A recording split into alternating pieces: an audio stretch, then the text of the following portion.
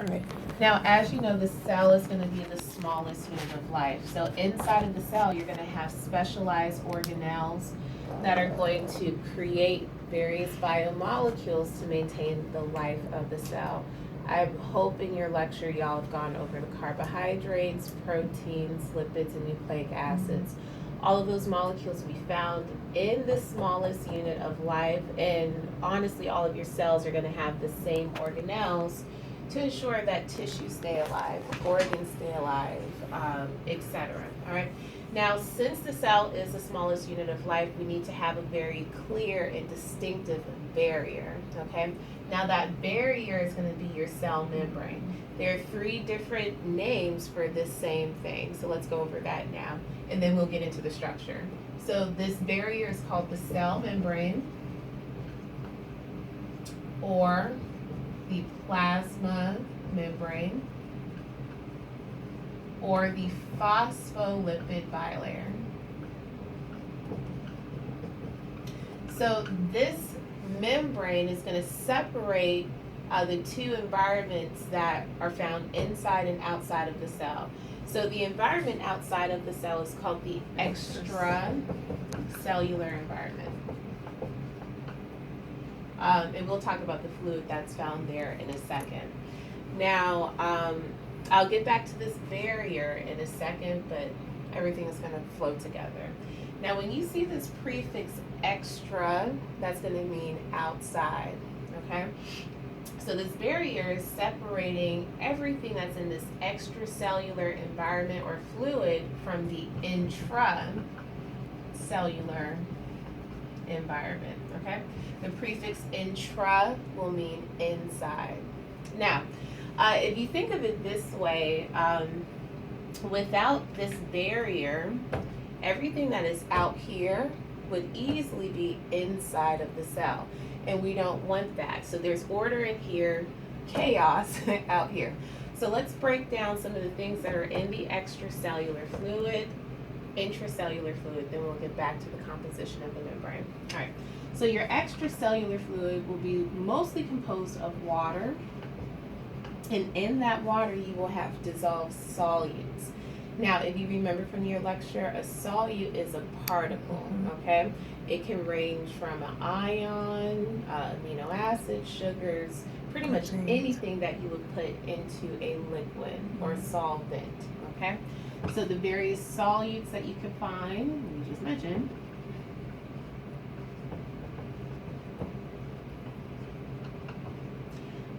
let's see, you can find some pharmaceutical drugs out here as well, various gases such as oxygen gas, hydrogen gas, waste gas such as CO2, etc. Now, we don't want all of this inside of this specialized cell at the same time, so that's why we have our barrier. Now, the barrier itself is going to be selectively permeable. That means it is going to select what is able to pass through. That's actually what permeate means, the ability to pass through. So the membrane selects what can pass through based upon the composition of the membrane, okay? So as I go over the composition, I'm only going to focus on this term right here. Do bear in mind that these are all the same thing, but the phospholipid bilayer term, if you will specify what this membrane is composed of. So do y'all know what the prefix bi means? Two. Two, okay. So you're going to see two layers of these phospholipid molecules. So let's cover that now. Are y'all okay so far? Yes. Any questions? No. All right. So I'm going to extract a small portion of this membrane so you can see what really a phospholipid is first and how those molecules arrange together to create this bilayer. So let me draw this out for y'all. The phospholipid molecule itself, this is going to be the cartoon view, is an amphipathic molecule, okay? Now, let's break this down.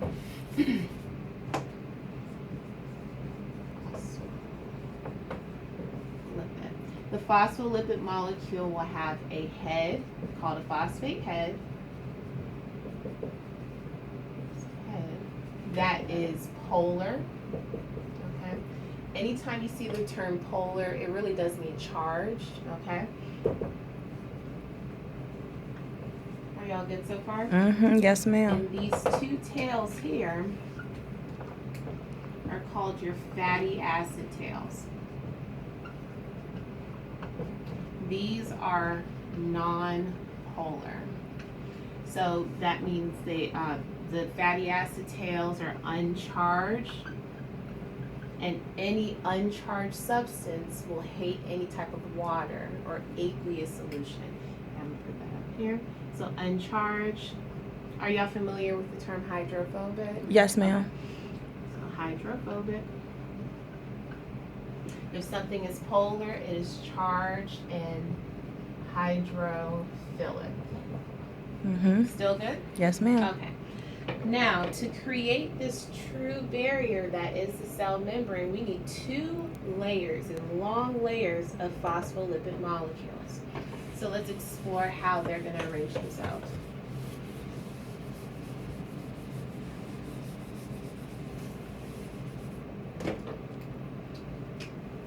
So I'm going to amplify this portion of the cell membrane up here.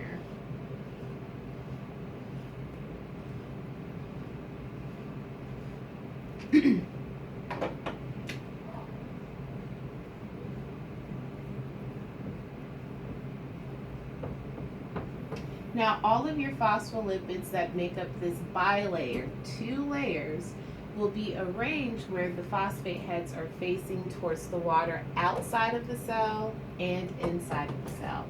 So please bear in mind that that extracellular environment that we just talked about, that's going to have this fluid, that water. Okay, all water is polar. So these phosphate heads right here are going to face out towards the water in the extracellular environment, and these phosphate heads, they're still polar. On this second mono layer will face towards the intracellular fluid. Okay, so far so good? Yes, ma'am. So let me just put that exactly right here so you can see this.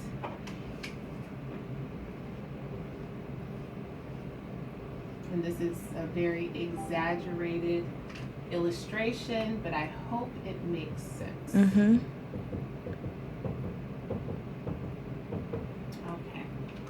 So again, these phosphate heads are polar, so they only interact with other polar things, such as water. So these phosphate heads are facing towards the extracellular fluid, which is just the fluid outside of the cell. And these phosphate heads of this mono layer will face towards the intracellular fluid. Now, do y'all know what mono means? Mono means one. More. Okay. So when I say a monolayer, I'm really just isolating like this layer right here and then this one. Okay.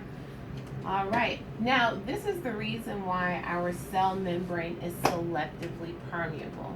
And I'm going to paint that picture for y'all. Let me just put these things back here. I won't draw as many this time. Now, if you had something that was polar, let's say an amino acid out here in the extracellular fluid, it would be able to interact with these phosphate heads, okay, because the polarities or charges are the same. But this amino acid right here would not be able to slip past this non-polar region or the hydrophobic region of the bilayer, okay? So it would essentially get stuck right here. So this is one of the many ways that your membrane or phospholipid bilayer can select what is able to permeate, what is able to go through, all right? So do bear in mind that all of your polar or charged substances cannot simply diffuse or spread across this bilayer. Okay, are there any questions so far? No, ma'am. All right. So if we have that down, that correlation between structure and function, so the structure of the phospholipids and the polarity, we can explore how things would get past the membrane, okay? Alrighty, so before I move on to simple diffusion, facilitated, and active transport, let's look at some other things that are outside of the cell. All right. So we mentioned gases and stuff like that, but there are also ions that are in the extracellular fluid and the intracellular fluid. Now, the extracellular fluid will always have a high concentration of sodium ions if your cell is in ideal conditions, meaning it's not being stimulated, okay? Now, these brackets right here mean concentration if you haven't seen that before, okay? So again, the outside of the cell, your extracellular fluid, has a high concentration of these sodium ions.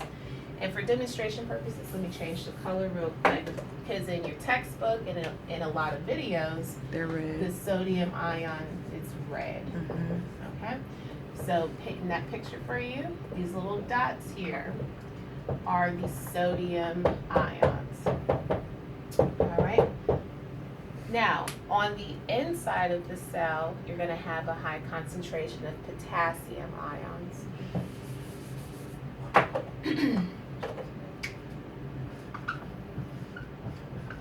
Potassium is always written as K+, all right?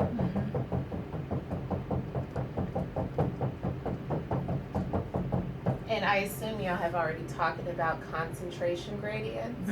Yes? Okay, good.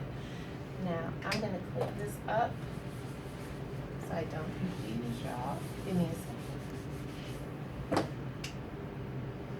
All right, so we now know where sodium is more prevalent or abundant and the potassium when the cell is in resting or at resting conditions. As I continue on with this example, I'm going to start with sodium and how it will naturally want to flow down its concentration gradient, and then pick up with the potassium. Okay. Now, naturally, all of these sodium ions in higher concentration outside of the cell want to flow down their concentration gradient to the inside of the cell. What does that really mean? If something is flowing down its concentration gradient, it's moving from high concentration or high amount to an area of lower concentration. All right, and let's specify something else. A concentration gradient exists when there are differing concentrations of a solute across a barrier. Okay, so we already talked about this barrier here, and we have a clear concentration gradient because you have more sodium on this side of the membrane and less sodium on this side of the membrane. Okay, now yes, the sodium will eventually flow down its gradient, but it's not going to do that just by slipping past the membrane. It will need a little bit of help, all right? Now, why is that?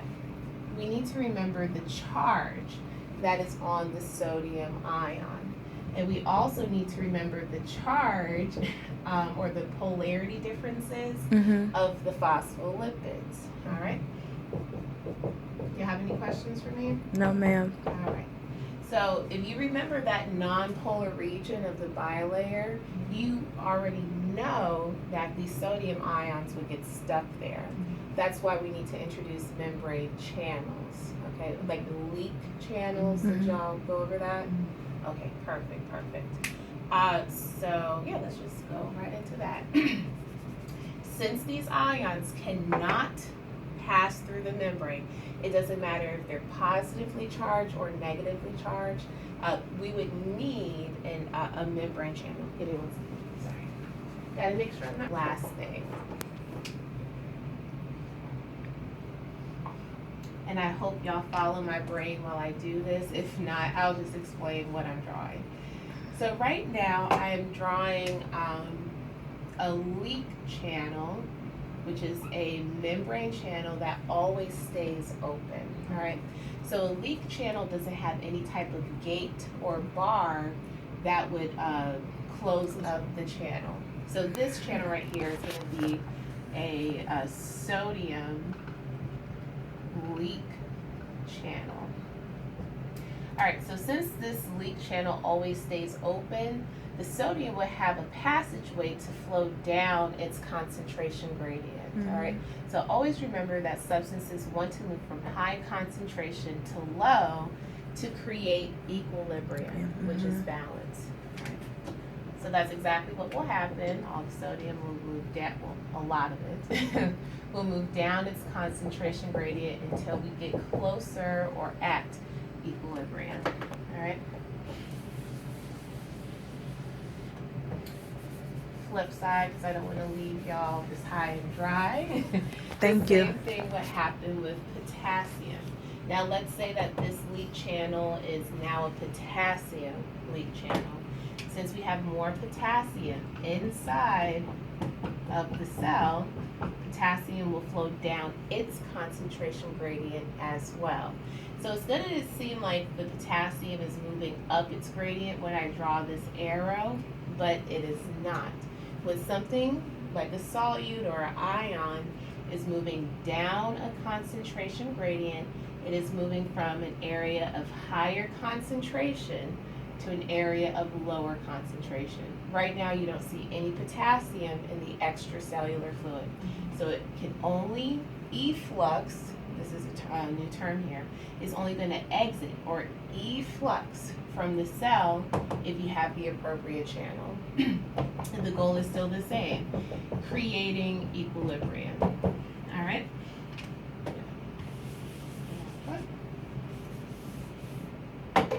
If something is moving into the cell, that is in flux. Flux means flowing, okay? If something is moving out of the cell, that is termed as efflux. It is exiting or flowing out of the cell. All right. Now, anytime ions are moving across the membrane, that is going to cause a difference in what we call transmembrane potential, the voltage across the membrane, okay? Now, in the example where we had more sodium coming in, we saw more positive charge coming into the cell. That will alter, again, the voltage or the charge across the membrane. Now, when the membrane is at rest, and this is with all of your cells, it's going to have a membrane potential or voltage of negative 70 millivolts. If we have more positive charge coming across that membrane and into the cell, we're going to be altering this transmembrane. Trans means across, transmembrane potential. So, of course, this voltage is going to become more positive. So we move from like a negative 70 down to negative 69, negative 68, negative 67 as more and more positive charge is coming in, okay? I do have to stop right here, Yep. ladies. Thank you.